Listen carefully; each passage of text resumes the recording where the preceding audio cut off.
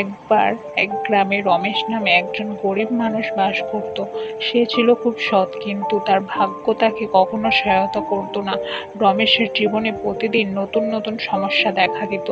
একদিন যখন সে বাজার থেকে ফিরছিল, তখন হঠাৎ তার চোখে পড়ে একটি পুরনো মোবাইল ফোন, যা রাস্তার ধারে পড়েছিল। রমেশ অবাক হয়ে ফোনটি হাতে তুলে নেয়। ফোনটি দেখতে খুবই সাধারণ, কিন্তু রমেশ ঠিক করে যে ফোনটি বাড়ি নিয়ে যাবে। বাড়িতে এসে রমেশ ফোনটি চালু করার চেষ্টা করে, কিন্তু ফোনটি চালু হচ্ছিল না। হঠাৎ করে ফোনটি নিজে থেকে চালু হয়ে যায় এবং একটি আজব আওয়াজ শোনা যায়। ফোনের স্ক্রিনে একটি জিনের ছবি ভেসে ওঠে। জিনটি বলে, আমি এই ফোনের মধ্যে বন্দী ছিলাম বহুদিন ধরে।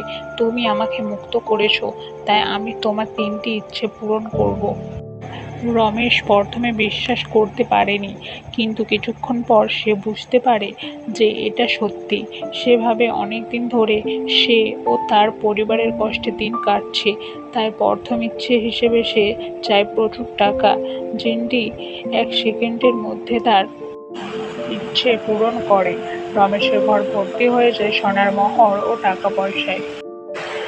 দ্বিতীয় ইচ্ছে হিসেবে রমেশ চায় একটি বড় সুন্দর বাড়ি, যেখানে তার পরিবারকে নিয়ে সুখে শান্তিতে বসবাস করতে পারবে। আবারও জিনটি তার ইচ্ছে পূরণ করে।